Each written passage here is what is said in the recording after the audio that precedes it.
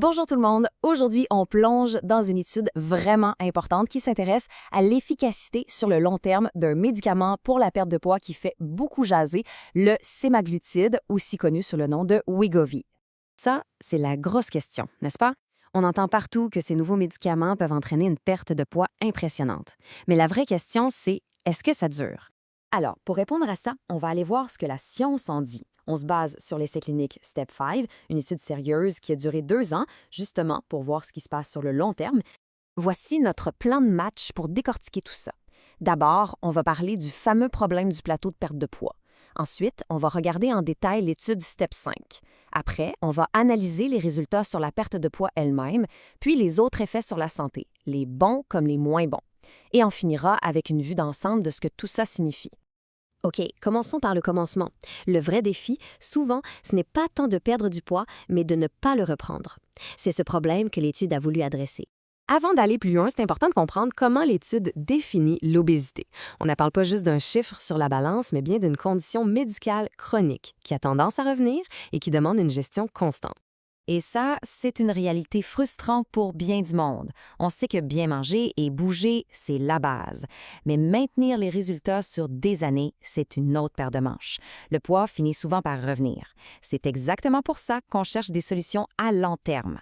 Alors, comment les scientifiques s'y sont-ils pris pour avoir des réponses claires? On va voir maintenant comment l'étude STEP 5 a été mise sur pied pour être la plus rigoureuse possible. Bon, les détails de l'étude, ça a commencé avec 304 participants, des adultes vivant avec un surpoids ou l'obésité. Ces 304 personnes ont ensuite été séparées au hasard en 2 groupes pour pouvoir bien comparer les effets.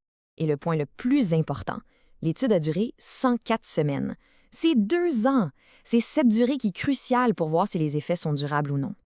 OK, regardons la différence entre les 2 groupes. Le premier groupe recevait chaque semaine une injection de sémaglutide. Le deuxième groupe, lui, recevait un placebo, c'est-à-dire une injection qui ne contenait aucun médicament. Mais, et ça c'est super important, les 2 groupes recevaient exactement les mêmes conseils sur l'alimentation et l'exercice. La seule vraie différence, c'était le médicament. Et là, on arrive à la section que tout le monde attend, les résultats. Alors après 2 ans, qu'est-ce que ça a donné? Ce graphique-là, il parle vraiment tout seul. La ligne bleue, c'est le groupe qui prenait le sémaglutide. La ligne grise, c'est le groupe placebo.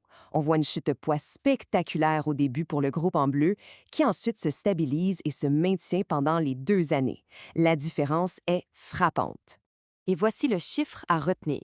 Après 2 ans, les gens dans le groupe sémaglutide avaient perdu en moyenne 15,2 % de leur poids de départ. En comparaison, le groupe placebo, c'était seulement 2,6 %. La différence est énorme. Maintenant, une perte de 5 % du poids corporel, c'est souvent le seuil où on commence à voir de vrais bienfaits pour la santé. Eh bien, regardez ça.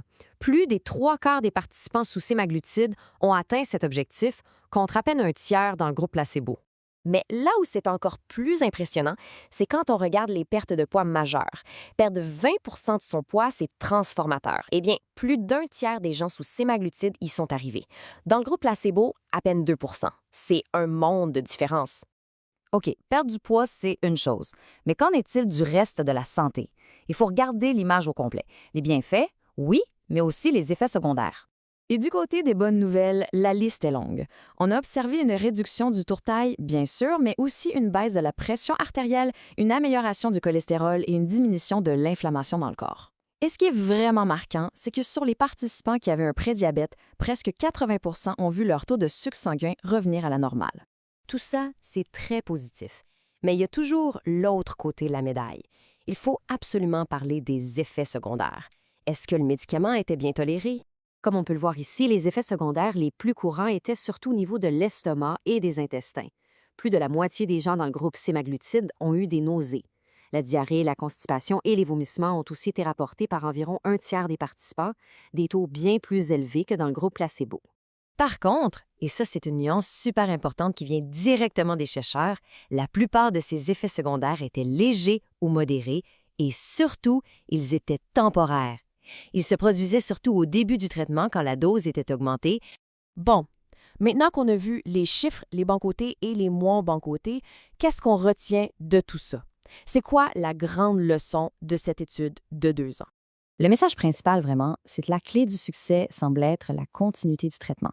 Ça renforce l'idée que l'obésité n'est pas quelque chose qu'on guérit en quelques mois, mais plutôt une condition chronique qu'il faut gérer sur le long terme, un peu comme le diabète ou l'hypertension.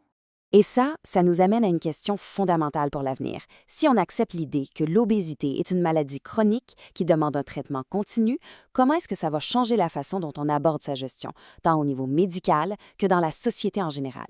C'est une discussion qui ne fait que commencer.